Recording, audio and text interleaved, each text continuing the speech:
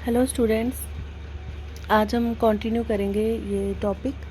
तो आज हम पढ़ेंगे sources of water. Sources of water है हमारे रिवर्स एंड लेक्स। रिवर आपको पता ही है, दरिया, जैसे कि आप इस पिक्चर में देख सकते हो। उसके बाद सी वाटर, समुद्री पानी हमारे किसी काम का नहीं है, लेकिन पानी तो है, मतलब मौजूद है हमारे पास, जो कि वाटर साइकिल में काफ़ी हमें मददगार होता है। लेक्स हो गई, झीलें। उसके बाद ग्राउंड वाटर, जो आपको पता है कि जो ज़मीन के नीचे का पानी जो स्टोर होके रहता है, उसको बोलते हैं ग्राउंड वाटर।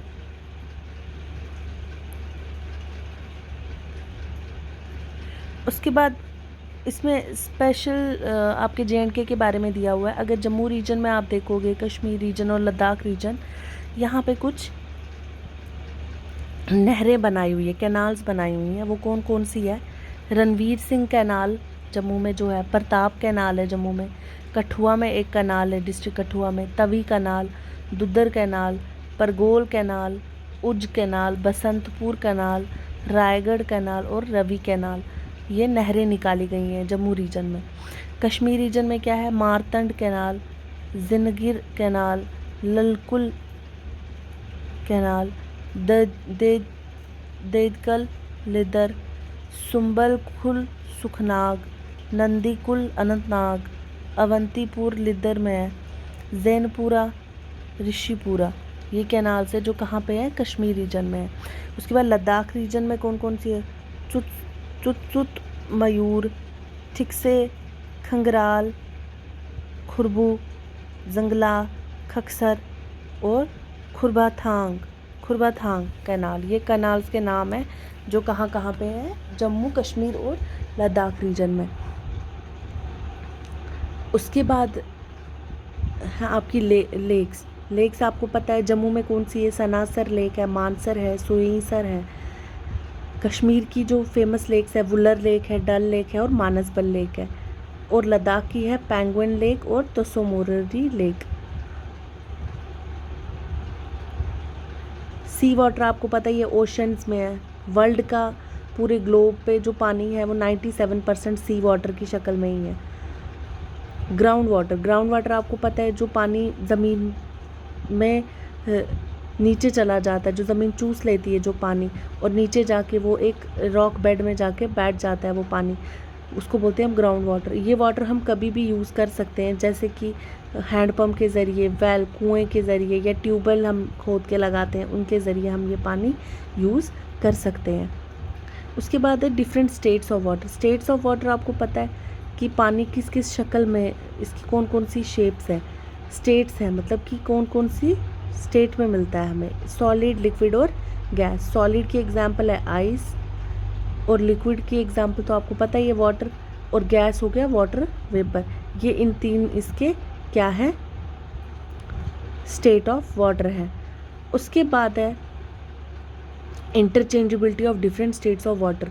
अब पानी को एक और अच्छी इसकी खूबी है कि ये इंटरचेंजेबिलिटी जल्दी कर लेता है अपने स्टेट्स में, यानी कि स्टेट्स में मतलब शक्लें बदल लेता है। जैसे आइस से वाटर बन जाता है, वाटर से स्नो, क्या बोलते हैं इसको, फिर से आइस बन सकता है, या आइस से वाटर बनता है और फिर उसके बाद गैस बन जाता है, गैस से फिर से हम इसको वाटर की शक्ल में ला सकते हैं। तो ये सब चीज़ें हो गई कि इसकी इंटरचेंजेबिलिटी है। अगर आप ये डायग्राम देखोगे, यहाँ पे ये जो बनाई हुई है, ये जो यहाँ पे प्रोसेस बताया हुआ है, आइस से अगर हम इसको गर्म करेंगे तो क्या बनेगा? वाटर बन जाएगा। उसके बाद वाटर से वेपर बन जाएगा, वाटर वेपर से फिर से हम वाटर बना सकते हैं, वाटर से फिर से हम आइस बना सकते हैं। तो ये हो गया इसका इंटरचेंजेबिलिटी। इस प्रोसेस को बोलते हैं the phenomena of change of one state of water into another and back to the original state is called interchangeability. मतलब जिस शक्ल में वो पहले था उस शक्ल में फिर से अपने आप को चेंज करके फिर से उसी शक्ल में आ जाना, उसको बोलते हैं इंटरचेंजेबिलिटी। अच्छा, बॉइलिंग पॉइंट, पानी कौन से पॉइंट पे आके बॉयल होता है? 100 डिग्री सेल्सियस। जब इसको 100 डिग्री सेल्सियस आप इतनी गर्मी पहुंचाओगे कि ये 100 डिग्री सेल्सियस पे इसका टेम्परेचर पहुंचेगा तब ये पानी बॉयल होने लगेगा। अच्छा, फ्रीज़ होने के लिए कौन सा टेम्परेचर इसको चाहिए? 0 डिग्री। जब 0 डिग्री टेम्परेचर हो जाएगा तो यानी कि आप समझ लो कि जो पानी है वो बर्फ़ बन जाएगा। Water as a solvent, an important property of water is ability to dissolve many substances. ये अपने अंदर बहुत सारी चीज़ों को घुला लेता है, तो इसीलिए इसको हम यूनिवर्सल सॉल्वेंट भी कहते हैं।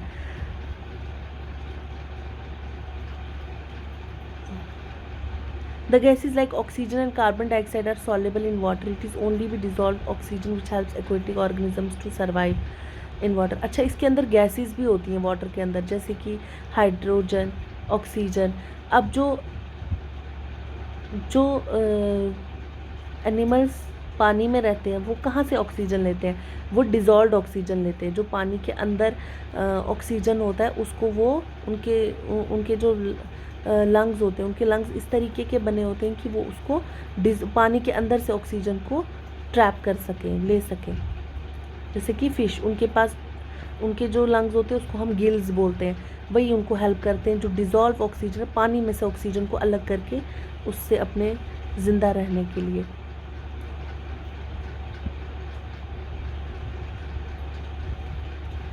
अच्छा, पानी में कार्बन डाइऑक्साइड भी होता है, तो यही हेल्प करता है। जो ग्रीन प्लांट्स होते हैं पानी के अंदर, उनको खाना बनाने में हेल्प करता है। वो लोग कार्बन डाइऑक्साइड जो पानी के अंदर डिज़ोल्व होता है उसी को अलग कर लेते हैं और उसी गैस को यूज़ करते हैं for photosynthesis. The solubility of gases in water decreases with the increase in temperature. जैसे जैसे पानी का टेम्परेचर बढ़ेगा वैसे वैसे जो सॉल्युबिलिटी होगी गैस का वाटर के अंदर रहना कम होता जाता है। Often during the summer fish in shallow ponds die. तभी क्या होता है, जो छोटे छोटे तालाब होते हैं उसमें जो मछलियाँ होती हैं जब गर्मियाँ आती हैं तो वो मर जाती हैं। क्यों? क्योंकि पानी का टेम्परेचर ज़्यादा हो जाता है और पानी को जो ऑक्सीजन और कार्बन डाइऑक्साइड उसके अंदर प्रेजेंट होते हैं वो ज़्यादा देर तक डिज़ोल्व नहीं रहती हैं उसके अंदर, पानी के अंदर। तो उसी वजह से जो एक्वेटिक एनिमल्स होते हैं लाइक ये फ़िश, वो मर जाती हैं क्योंकि वो पानी में से ऑक्सीजन निकाल ही नहीं पाती हैं जब वो कम होता है, उसका टेम्परेचर बड़ा होता है, इसी वजह से। The water in the ponds become hot due to summer heat. As a result the amount of oxygen dissolved in water is reduced and fishes die. Temperature बढ़ जाता है पानी का, उसी वजह से ऑक्सीजन जो होता है डिज़ोल्व उसके अंदर नहीं हो पाता है गैस, और उसी से फिशेस मर जाती हैं। वाटर साइकिल तो हमने पढ़ा हुआ है कि वाटर साइकिल हम किसे कहते हैं। The water from the surface of these water bodies evaporates continuously. The water vapor rises up, the temperature goes down as we go higher and higher. When the air containing water vapor cools, at altitude the vapor are formed. The water droplets adhere to the dust particles which are present in the air. The group of water droplets along with dust particles form clouds. Cloud बनते हैं इससे, droplet से ही। जो हमने पढ़ा था कि पहले स्टीम बनती है, पानी गर्म हो जाता है पॉन्ड्स में, रिवर्स में, लेक्स में, और फिर वो स्टीम बन के हवा में चला जाता है, और जैसे जैसे वो आसमान की तरफ जाता है ठंडा हो जाता है, फिर उसके ड्रॉपलेट्स बन जाते हैं। और ये ड्रॉपलेट्स जब धूल के साथ मिलते हैं कुछ डस्ट पार्टिकल्स के साथ तो हमें क्लाउड्स जैसे दिखते हैं, और जब ये क्लाउड्स हैवी हो जाते हैं तो बारिश आ जाती है, और इस तरीके से वाटर साइकिल चलता रहता है। अब उसके बाद है वाटर पोल्यूशन। पानी को हम गंदा कैसे करते हैं?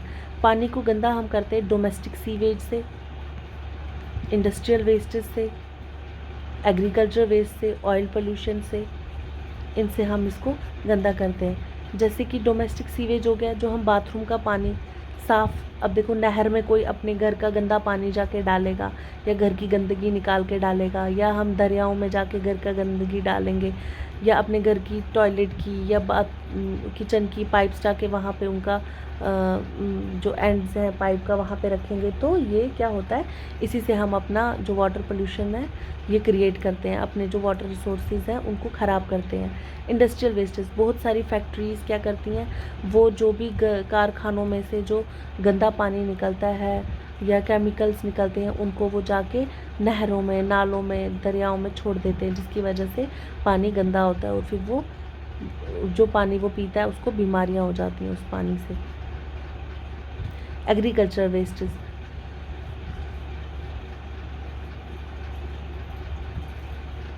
अब जब एग्रीकल्चर करते हैं फार्मर्स तो वो आजकल पेस्टिसाइड्स, इंसेक्टिसाइड्स, फर्टिलाइज़र्स आर्टिफिशियल वाले वो यूज़ करते हैं।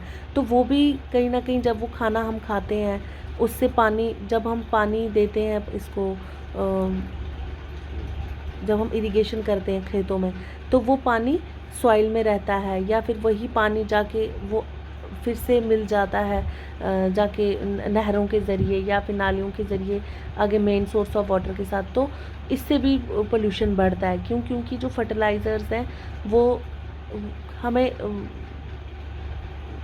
क्रॉप्स को ग्रो तो करवाती हैं लेकिन वो पोल्यूशन भी क्रिएट करती हैं। क्यों? क्योंकि वही पानी जो वो इंसेक्टिसाइड्स, फर्टिलाइज़र्स और हर्बिसाइड्स वाला यूज़ करती हैं, उससे क्या होता है कि फिर पोल्यूशन बढ़ता है। मतलब कि ये पानी फिर इतना फिट नहीं रहता ड्रिंक करने के लिए, पीने के लिए। ऑयल पोल्यूशन, अब आपको पता है कि समुद्री जहाज़ जो हैं वो हम सी वाटर के ज़रिए आते हैं और वो बड़े बड़े टैंकर्स होते हैं, उसमें बड़े बड़े समुद्री जहाज़ों में तेल आता है दूसरी कंट्री से। तो कई बार जहाज़ों में कुछ ख़राबी हो जाती है, जहाज़ डूब जाता है और वो पानी लीक हो जाता है। तो जब वो पानी लीक हो जाता है तो वो समुद्र में ही रहता है, क्योंकि जो पानी है वो पानी जो तेल है वो पानी के साथ मिक्स नहीं होगा। तो जो तेल होता है वो पानी के ऊपर ही तैरता रहता है, उस वजह से भी ऑयल पोल्यूशन होता है। बहुत सारे एक्वेटिक एनिमल्स भी मर जाते हैं क्योंकि वो तेल वाला पानी पीते हैं और मर जाते हैं। और जो तेल होता है वो उसके ऊपर ही रहता है और ये भी एक टाइप का पोल्यूशन है। अब हम इसको प्रिवेंट कैसे कर सकते हैं वाटर पोल्यूशन को? हमें घरों में सेप्टिक टैंक बनाना चाहिए जिसमें आपके घर का गटर वाला पानी या फिर आपके किचन का पानी जाए।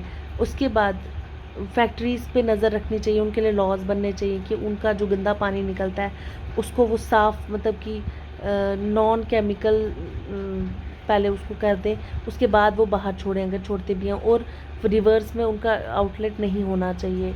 The use of fertiliser and herbicide should be, मतलब कम कम यूज़ करो, जहाँ पे ज़रूरत पड़ती है वहीं पे फर्टिलाइज़र, हर्बिसाइड्स और इंसेक्टिसाइड्स का यूज़ करो। अच्छा, साबुन और ये सर्फ वगैरह का इस्तेमाल कम करो। इंसानों की, जानवरों की डेड बॉडीज़ पानी में मत फेंको ऐसे ही। उसके बाद जो गार्बेज होता है, गंद होती है हमारे घरों से निकलती है, उनको आप बाहर मत फेंको। उल्टा आप एक कोशिश करो कि आप उसको कैसे रीयूज़ कर सकते हो। जैसे जो घर, मतलब जो ये वाला कूड़ा होता है सूखा, जो बायोलॉजिकल कूड़ा होता है, जैसे कि सब्ज़ी के छिलके, फ्रूट्स के छिलके, घास वास, इनको सड़ा के आप इसका बायोगैस प्लांट बना सकते हो। जो ये हमारे घर में जानवर होते हैं, गाय वगैरह, इनका गोबर से भी बन सकता है वो। और जो जो वेस्ट, जो बाकी वेस्ट होते हैं जैसे कि प्लास्टिक वगैरह, उसको रीयूज़ करने की कोशिश करें हम लोग। कम से कम प्लास्टिक को यूज़ करें, हम जूट बैग्स का यूज़ करें अगर हम मार्केट जाते हैं, ताकि हम पॉलीथीन्स ना खरीदें। The water of rivers, streams, lakes and ponds should be purified. This is done by the government. One such example is the Ganga purification project. उसकी वजह से गंगा को अभी साफ़ करने का एक प्रोजेक्ट चल रहा है सेंट्रल गवर्नमेंट का। तो वैसे ही रिवर्स को साफ़ सुथरा करने के लिए सरकार को कदम उठाने चाहिए, ताकि जो हमारी रिवर्स हैं वो साफ़ सुथरी रहें। आज हम इतना ही पढ़ेंगे बेटा।